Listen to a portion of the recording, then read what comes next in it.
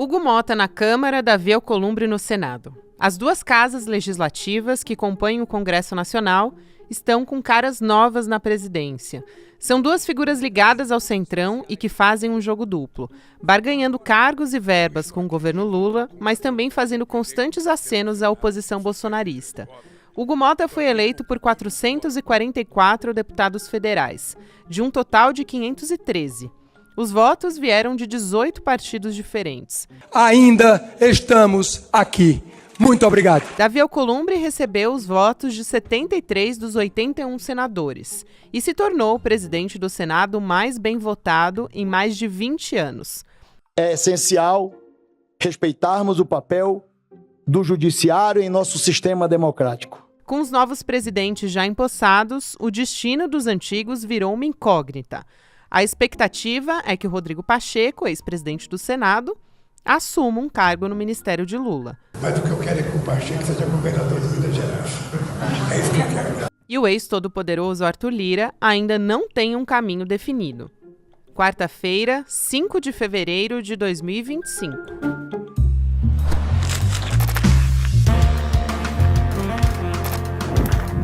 Sou a Gabriela Varela, esse é o podcast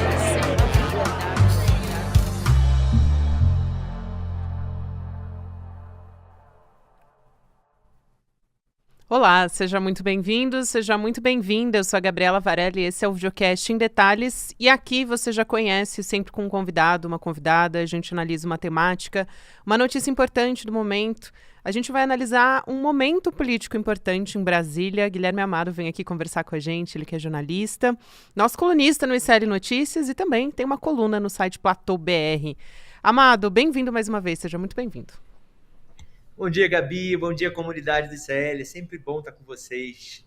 Muito bom estar contigo também, querido. Vamos lá, tentar entender essas novas caras que estão assumindo as duas casas legislativas e também entender um pouco da saída, né?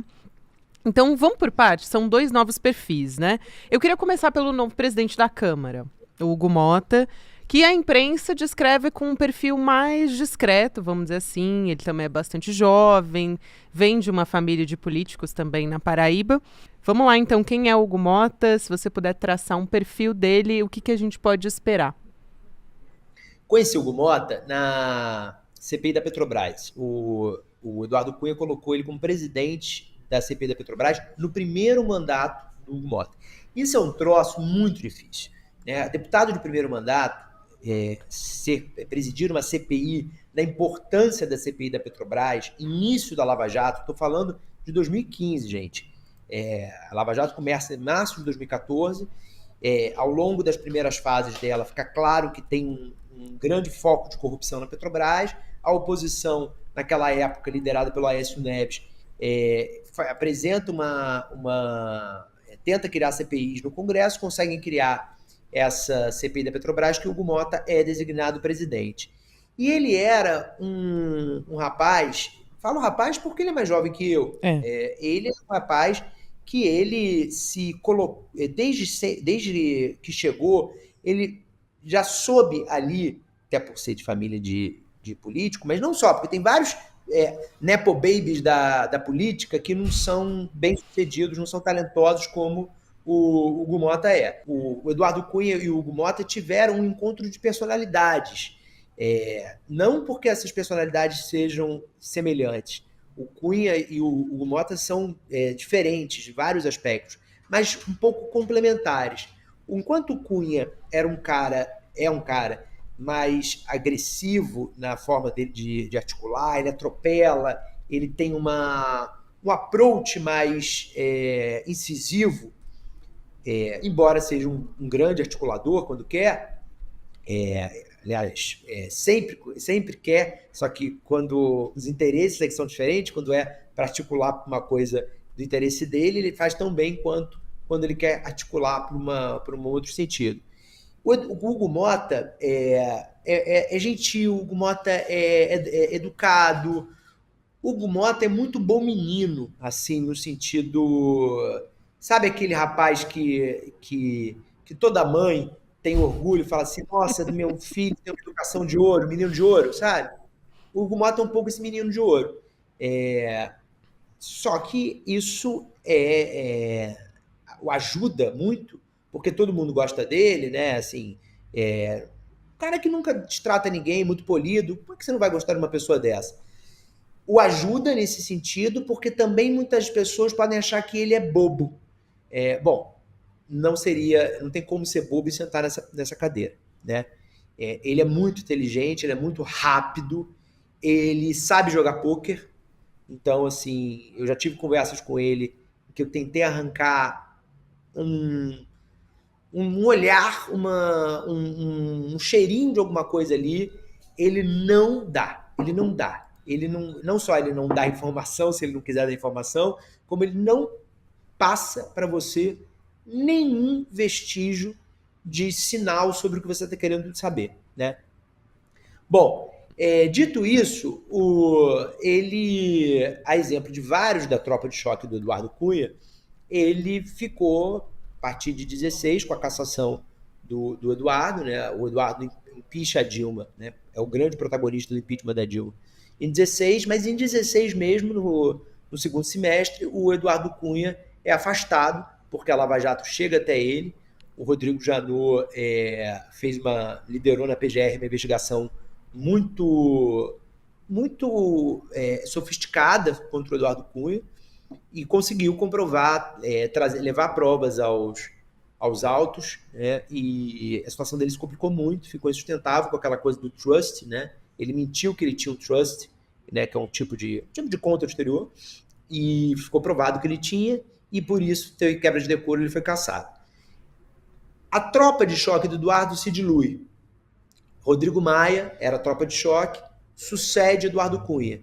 Arthur Lira, tropa de choque, o Hugo Mota, tropa de choque, enfim, vários nomes começam a encontrar nessa nova configuração da Câmara qual era o lugar deles.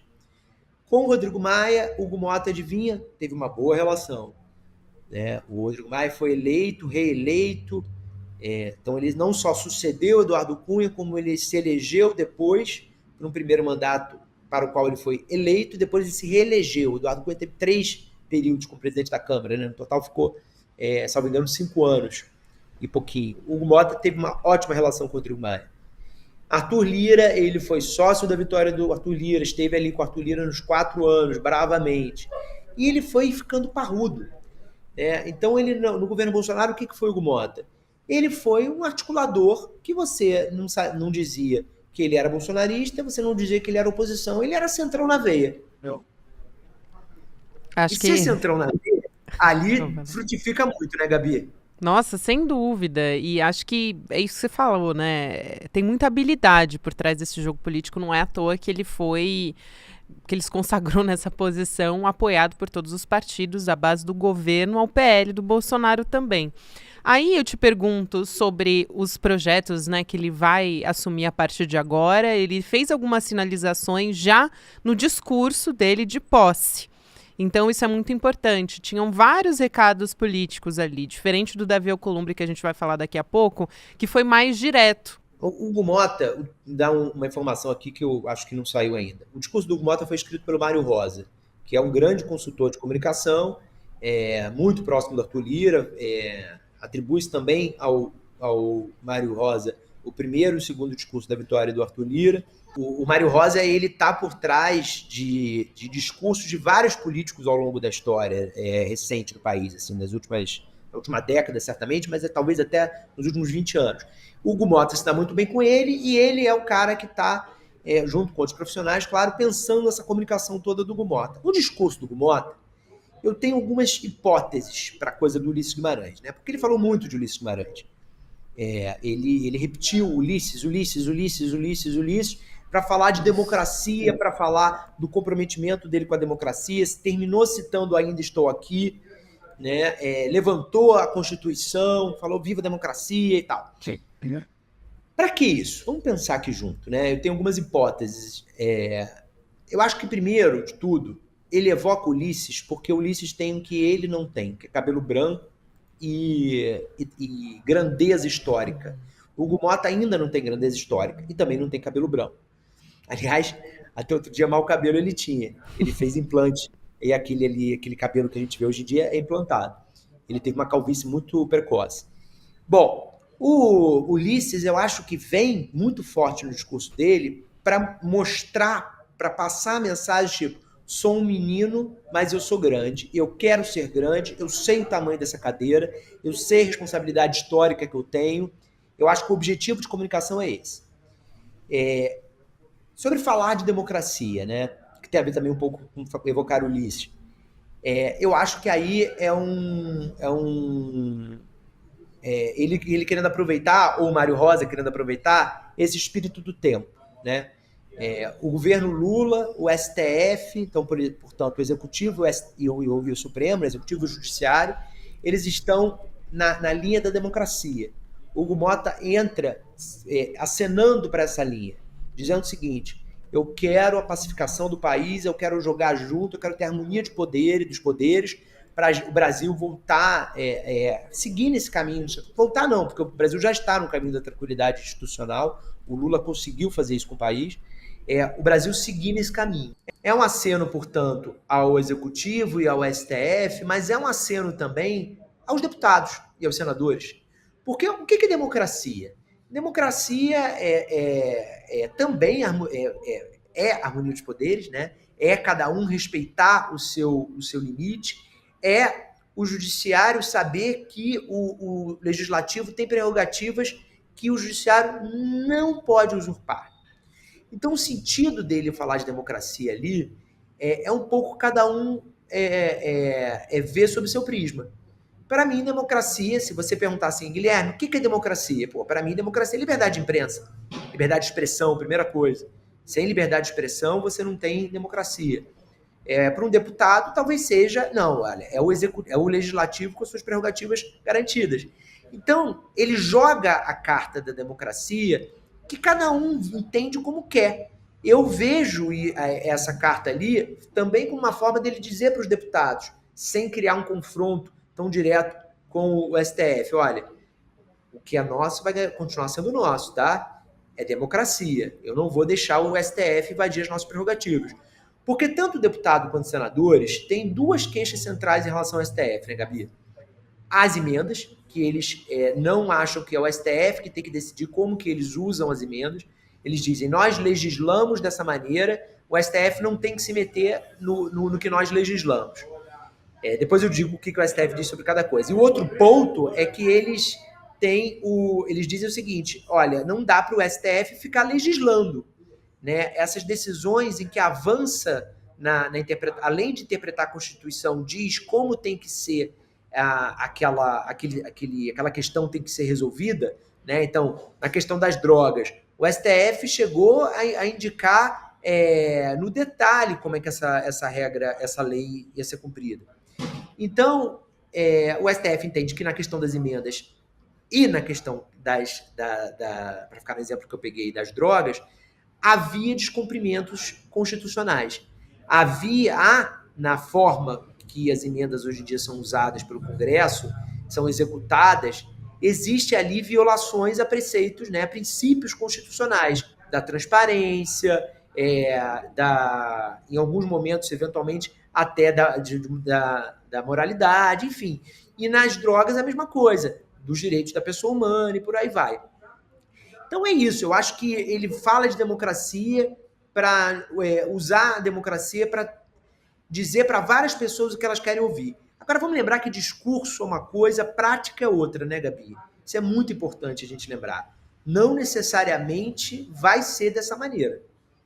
E acho que ainda está muito nebuloso como é que vai ser, né, Amado? Eu quero entrar nessa questão das emendas parlamentares em específico, mas acho que antes a gente pode falar um pouco do novo presidente do Senado, o Davi Alcolumbre, até porque ele teve apoio da oposição, né, para chegar a ocupar esse posto, e ele está ocupando de novo, depois de 4 anos. Então, queria que você comparasse com a antiga gestão dele, porque ele era muito inexperiente ainda, tinha sido só vereador, né, em Macapá, e ele assumiu a presidência da casa. Então agora foi muito próximo também do Rodrigo Pacheco, acho que vale a pena dizer isso, e estava ali na presidência da CCJ, então tinha um cargo que fez com que ele crescesse e voltasse a esse posto, né? Qual que vai ser o perfil agora? O Davi Alcolumbre, ele, a exemplo do Dias Toffoli, ex-presidente do STF, eles foram presidentes do Congresso e do STF juntos, no primeiro,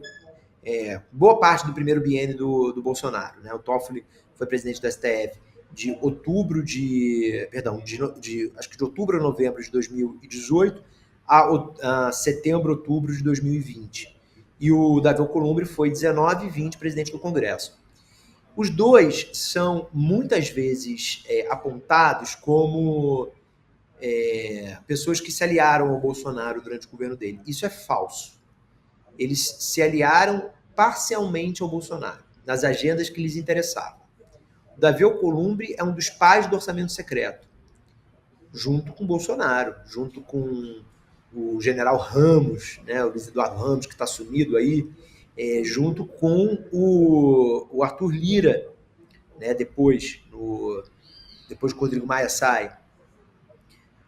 Então ali eles são aliados do Bolsonaro. Ali ele é aliado do Bolsonaro. O Toffoli foi aliado do Bolsonaro no despedaçamento da Lava Jato, no bom e no mau sentido. No bom sentido, em enfrentar os arbítrios da Lava Jato, os excessos da Lava Jato, o que a Lava Jato fez de ilegal ou inconstitucional.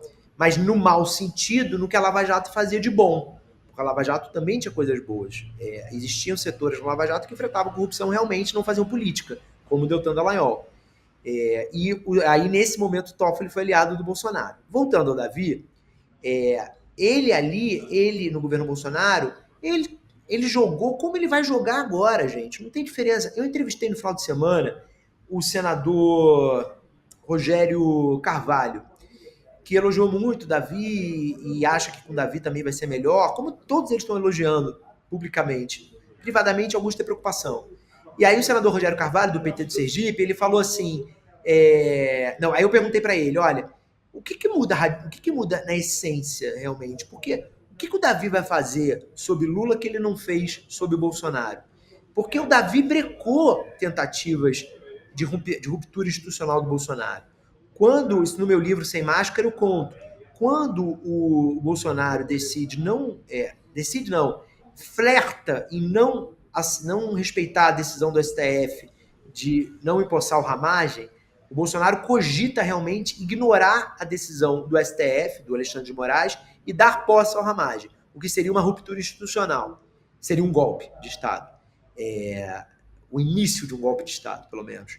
O Davi passa horas no STF com o Toffoli, horas no Palácio da Alvorada com o Bolsonaro, entra à madrugada e o Davi segura aquilo. É o Davi que vai para o Bolsonaro e convence o Bolsonaro a não fazer aquilo. Então, ali naquele momento, ele faz um jogo um pouco combinado com o Rodrigo Maia, do Rodrigo Maia ser o bad cop e o Davi ser o good cop. Como o Toffoli foi um good cop também com o Bolsonaro. Num jogo combinado com o Alexandre, que era o bad cop. O Alexandre e o Toffoli até tem uma brincadeira entre si, que eles falam assim, foi o Alexandre de Moraes que inventou isso para o Toffoli. Ele falou assim, você é o good cop, eu sou o bad cop, mas nós dois somos cop. Né? Tipo, não tem... Pelo menos nós dois somos cop. E era isso que o Davi fazia. O Bolsonaro teve derrotas com o Davi Alcolumbre. E agora a gente não vai ser diferente. O Rogério Carvalho meio que admitiu isso para mim nessa conversa do fim de semana. Não vamos achar que o Davi vai ser tudo do governo. Não vai. O discurso dele, ele falou muito assim, o que for do Brasil, o que for para melhorar a vida dos brasileiros, que é o que todos eles falam. Né? Que isso é a maquiagem para dizer o seguinte, temas com os quais, temas que sejam no meu interesse, e aí quando eu falo interesse, não é necessariamente nenhum interesse escuso, não, e não estou falando do Davi apenas para falar sobre esse raciocínio, estou falando do raciocínio médio do centrão. Né? Temas do meu interesse não tem problema, eles tramitam e são aprovados. Temas que não são do meu interesse, mas eu não me oponho, eu negocio, ganho um pouco para te dar isso. E temas que eu me oponho, Não adianta, você não vai votar aqui, você não vai conseguir. Se você botar para votação, você vai perder, né? É isso que vai ser o Davi Alcolumbre e é isso que vai ser o Hugo Mota. Não tem muita diferença, sabe? O governo vai ter que gastar emenda, pagar as emendas em dia, cumprir o combinado.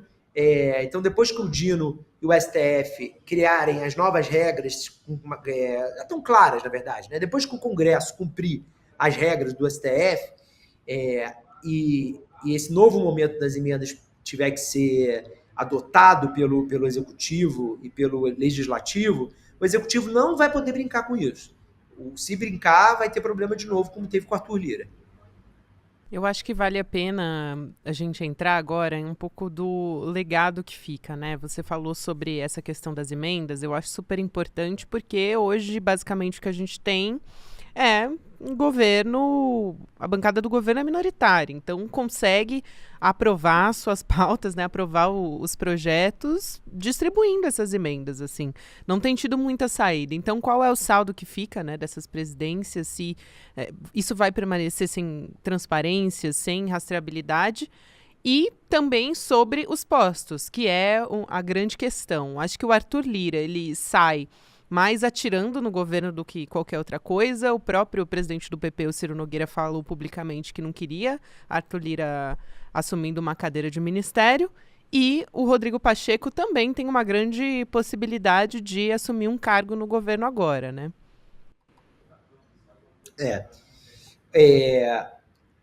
A gente tem que pensar o seguinte, o Lula, nesse momento, está desenhando essa reforma, né? Temos já a Glaze quase certa. No final de semana eu noticiei Luciana Santos sai da Ciência e Tecnologia, vai para Mulheres. Algumas coisas estão ganhando clareza. As coisas centrais, elas vão depender. Não é que o Lula seja contra mexer em coisas centrais. Ele está tão certo de que tem que fazer uma arrumação grande no governo que até coisas centrais ele está considerando mexer. Não estou falando de Casa Civil. Casa Civil nunca ouvi que ele considere a sério mexer no Rui Costa. Embora, como eu sempre falo aqui no ICL, respeito a história do ministro Rui Costa, acho que ele fez coisas muito importantes na Bahia, mas ele não é um bom ministro da Casa Civil na minha avaliação. Voltando para a minha análise macro. E aí, justiça é um lugar que eu acho que pode ter mexida.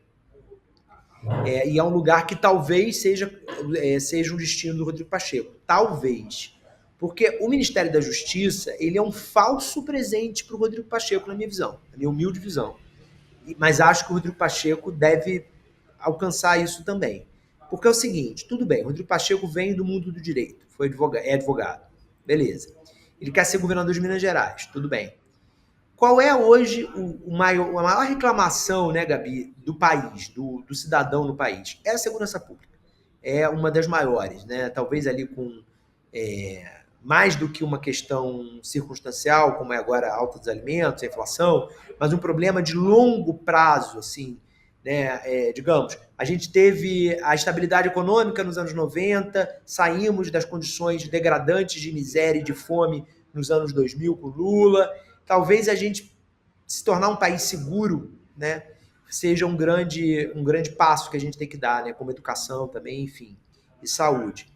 Isso é uma roubada, gente, na véspera de um ano eleitoral. Você dá o Ministério da Justiça para o Rodrigo Pacheco, na minha visão, é você dificultar ainda mais a vida dele em Minas Gerais. Porque o que vai ser feito? Os opositores da candidatura do Pacheco em Minas vão dizer que ele não resolveu o problema da segurança pública.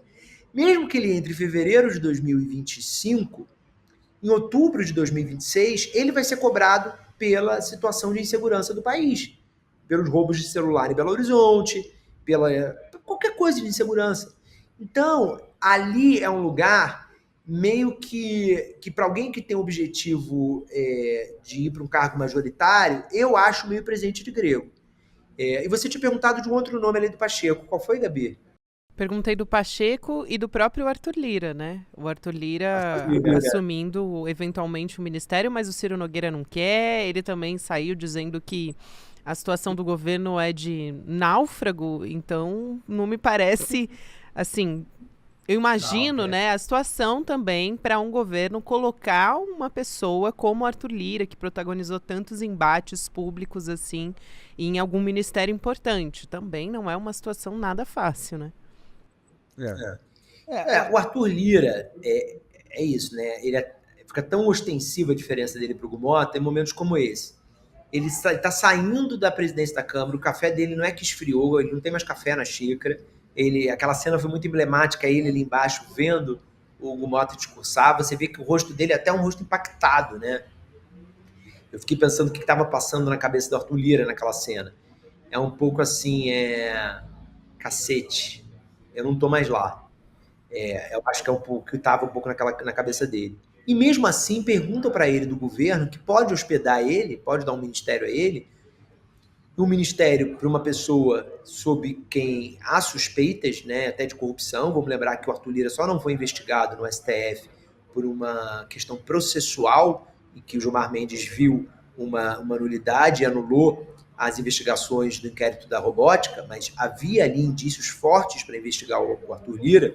Então pairam sobre ele suspeitas até hoje não investigadas, né? Não é porque está arquivado que essas suspeitas desapareceram. Ele é muito truculento, quer dizer, se ele fosse para o guarda-chuva do governo, ele talvez assegurasse, junto ao STF, uma tranquilidade, né? O STF é um tribunal político, não vamos dourar a pílula aqui, um tribunal político e o governo tem uma maioria avassaladora de 9 de 11. Né? O governo tem dificuldade de formar maiorias no Congresso e uma facilidade tremenda de formar a maioria de 9 a 2, em tudo que em muita coisa, tudo não, mas em muita coisa lá. Então, o Arthur Lira seria protegido no governo, de certa maneira, porque ele seria governo. Então, um Flávio Dino, chega uma investigação para coisa ali, porra, mas é o governo, acabei de sair do governo, né? É assim que o ministro médio do STF, não são todos que pensam assim, mas o ministro médio do STF, ele pensa muito politicamente. Eu acho também que fica bastante difícil, né? Assim, porque publicamente ele já assumiu diversos embates, mas acho que dá para também ser surpreendido como a gente já foi tantas vezes, né? Então, a gente vai continuar acompanhando. De qualquer forma, ele também tem uma boa relação, além do próprio Ciro Nogueira, que tem uma boa relação com o Gumota, tanto Ciro Nogueira quanto o Arthur Lira. Então, vai continuar, de certa forma, ali, mexendo seus pauzinhos na política, né, Amado? Então, vai continuar articulando de alguma maneira por ali. Quero muito agradecer, sempre um prazer te receber aqui no Em Detalhes. Acho que dá pra gente ter uma ideia do termômetro do que vem por aí. Ainda tem muita coisa para acontecer, né? Muita coisa, acho que a gente vai ser surpreendido, mas dá para ter uma boa ideia. Obrigada demais por trazer os bastidores pra gente. Querida, obrigado. Sempre um prazer participar do seu programa, que mergulha no assunto, né, e permite a nossa comunidade ficar inteirada 360. Obrigado por me convidar. É isso aí. Beijão, até a próxima, querido. E aí eu quero convidar você também que está nos acompanhando aqui no Em Detalhes para o nosso primeiro curso de pós-graduação em parceria com a FESP de São Paulo.